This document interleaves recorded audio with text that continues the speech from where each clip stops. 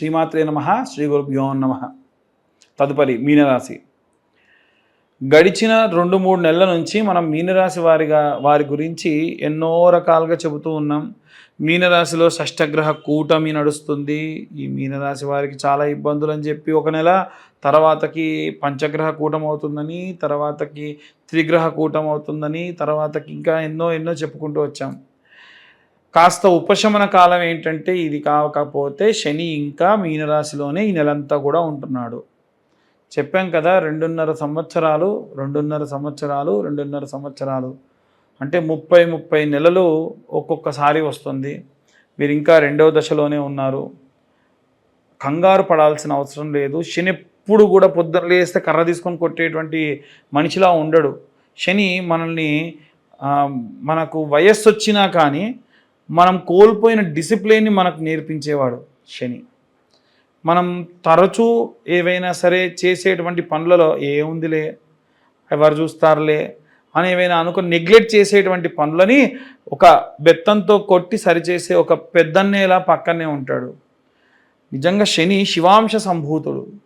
ఆయన ఎప్పుడు కూడా మనం బాగుండాలి అనేటువంటి ధోరణితోనే ఉండేటువంటి వాడు. కాబట్టి మీరు అనవసరంగా శనిని తిట్టుకోవాల్సిన పని లేదు. అయితే ఈ నెల ఎందుకు మీకు బాగుందని చెప్తున్నానంటే, ఎప్పటి నుంచో ఎదురు చూస్తున్న ధనం రావడం, అప్పులు తీరడం.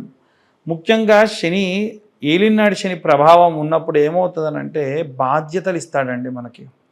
ఒక బాధ్యత ఏమిటంటే ఉన్న అప్పులు తీర్చాలి, ఒక బాధ్యత. పిల్లవాడి పెళ్లి చేయాలి, బాధ్యత. పిల్ల పెళ్లి చేయాలి, బాధ్యత. మనమే పెళ్లి చేసుకోవాలి, అది కూడా ఒక బాధ్యత. అంటే మీ వయస్సు వచ్చింది, వివాహ వయసు, పెళ్లి చేసుకోవాలి. బాధ్యత ఇచ్చి బాధ్యతలతో నలిగేట్టుగా చేస్తాడు. వివాహం అవ్వగానే కాదు కదా, అమ్మాయికి అవో పంపించాలి, అన్నీ చేయాలి. ఇలా అన్ని రకాలుగా కూడా శని మీ యొక్క బాధ్యతను పెంచి బాగా నలగొట్టేట్టుగా చేస్తాడు. కాబట్టి వీలైనంత వరకు కూడా ఆయుష్ హోమం లాంటివి చేయించుకోండి. వృద్ధాప్యంలో ఏలినాడు శని ఉన్నటువంటి వాళ్ళు ఆయుష్ హోమము, మృత్యుంజయ హోమము చేయించుకోవడం చాలా మంచిది. గణపతి, నవగ్రహాలు కామన్గా ఒక్కోసారి చదివేటువంటి మంత్రములే కాబట్టి అవన్నీ కూడా చదువుతూ ఈ యొక్క ఆయుష్ హోమము, నవగ్రహ హోమంతో పాటు మృత్యుంజయ హోమం చేసుకోవడం చాలా మంచిది. వీలైతే రుణ విమోచన హోమము, లక్ష్మీనారసింహ రుణ విమోచన హోమం కూడా చేయించుకోవచ్చు. ఇవి మధ్య వయస్సులో ఉన్నటువంటి వాళ్ళు చేసుకుంటే మంచిది.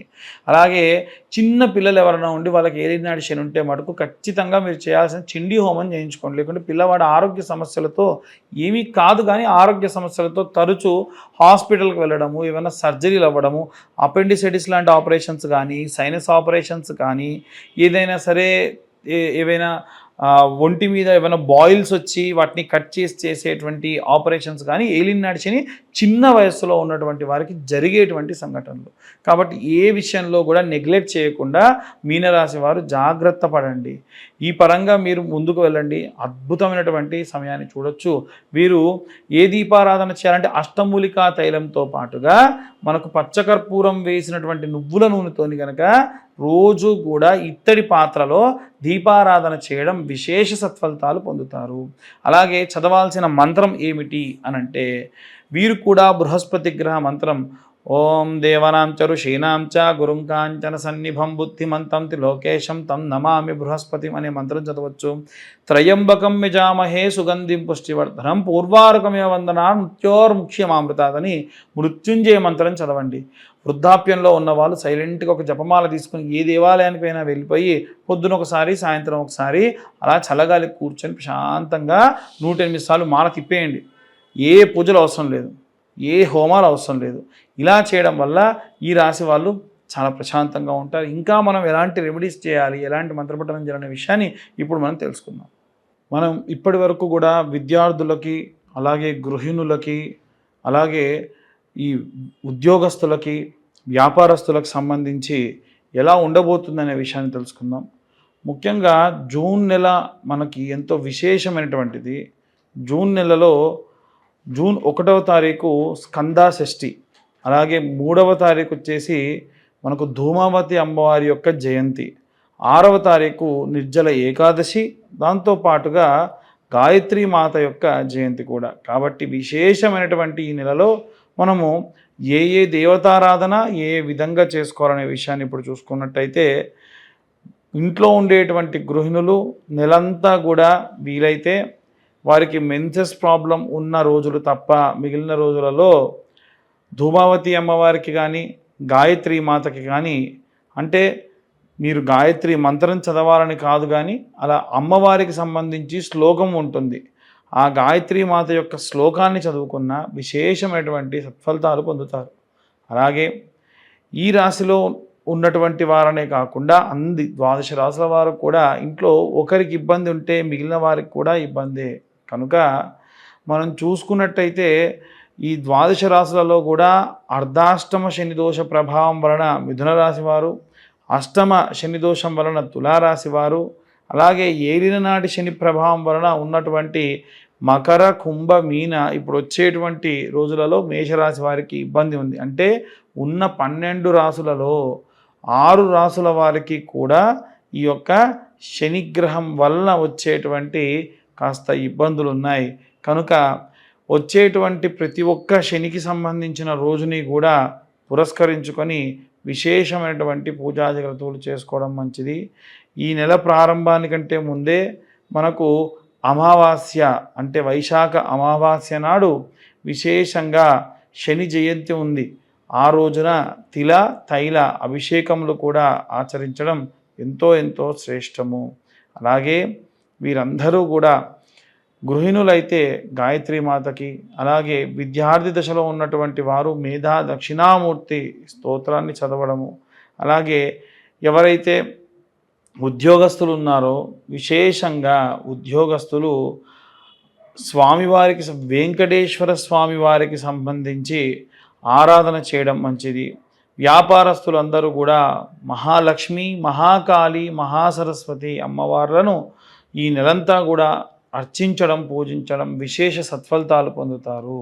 అలాగే మనకి ఎవరైతే సినిమా, రాజకీయ రంగాల్లో ఉన్నటువంటి వారు ఉంటారో వీలైనంత వరకు కూడా డైమండ్ రింగ్ని ధరించడం ఈ నెలలో వారికి విశేషమైన సత్ఫలితాలు పొందే అవకాశం కనిపిస్తుంది. అలాగే ఎవరైతే ఈ యొక్క రైతులు, చేతి వృత్తులు, కుల వృత్తులు చేసేటువంటి వారు ఎవరైతే ఉన్నారో వారు విశేష సత్ఫలితాలు పొందవచ్చు. భూమిని నమ్ముకొని పూజ చేస్తున్నారు కాబట్టి స్కందాషష్ఠి అంటే జూన్ 1వ తారీఖు నాడు వీలైతే కాస్త కందులు తీసుకొని మీ యొక్క భూమి సాగు జరుగుతున్న పొలం 4 మూలలా కూడా కందులు వేయడం వల్ల విశేష సత్ఫలితాలు పొందే అవకాశం ఉంది. అలాగే ఎవరైతే చేతి వృత్తులు, కులవృత్తులు చేస్తూ ఉంటారో వారి కులదేవతారాధన మరువకుండా, మానకుండా పూజాధికతులు ఆచరించడం మంచిది. అలాగే ఎవరైతే విదేశాలకు ప్రయాణం అవుతూ ఉన్నారో ఆ విదేశాలకు వెళ్ళేటువంటి వాళ్ళు ప్రసన్న మహాకాళి దేవాలయంలో కుంకుమార్చన గావించి ఆ కుంకుమ వారితో అందుకొని వెళ్ళడం విశేష సత్ఫలితాలు పొందే అవకాశం ఉంది. కోర్టు గొడవలు, చికాకుల్లో ఉన్నటువంటి వారు చండీ హోమాన్ని ఆచరించడం ఎంతో మంచి సత్ఫలితాన్ని పొందుతారు. అలాగే ఎవరైతే ఈ యొక్క వేరే రాష్ట్రానికి లేదా వేరే ప్రాంతానికి వెళ్ళిపోయి అక్కడ స్థిర నివాసం ఏర్పరచుకోవాలి అనుకుంటూ ఉన్నారో వారు కూడా ఆరోగ్యానికి సంబంధించి అశ్రద్ధ చేయకుండా ప్రయాణాలు కావించడం మంచిది. పిల్లలు దగ్గర లేకుండా వృద్ధాప్యంలో ఉన్నటువంటి వారు కూడా వీలైనంత వరకు నిత్యము కాలభైరవాష్టకాన్ని చదవడం మంచి సత్ఫలితాలు పొందేటువంటి అవకాశం ఉంది.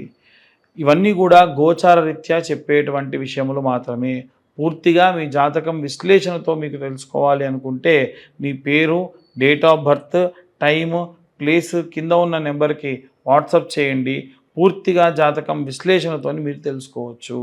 ఇవన్నీ కూడా గోచార రీత్యా చెప్పేటువంటి విషయములు మాత్రమే. మాకు డేట్ ఆఫ్ బర్త్ టైం తెలియదండి అనుకున్న వారు నిర్మోహమాటంగా గోచార రీత్యా మేము చెప్పే రెమెడీస్ పాటిస్తే సరిపోతుంది. ఎవరైనా మీ డేట్ ఆఫ్ బర్త్ టైం తెలియకుండా చెబుదామని ప్రయత్నించినా నమ్మకండి, అది కరెక్ట్ కాదు. అలాగే చాలామంది గత వీడియోలో మేము చెప్పిన విధంగా ఈ యొక్క కరుంగలి మాలలు స్వామివారి యొక్క అభిషేకంలో అలాగే చండీ హోమంలో ఉంచి ఇవ్వడం జరుగుతుంది. ప్రతి సోమవారం రుద్రాభిషేకంలో ఉంచి కరుంగలి మాలలు ఇవ్వడం జరుగుతుంది. ఆసక్తి కలవారు కింద ఉన్న నెంబర్కు కాల్ చేయొచ్చు. 1116 మాత్రమే ఛార్జ్ చేయడం జరుగుతుంది. కొరియర్ ఛార్జెస్ ఎక్స్ట్రా 100 రూపీస్ ఉంటాయి. సర్వే జన సుఖినో భవంతు. స్వస్తి.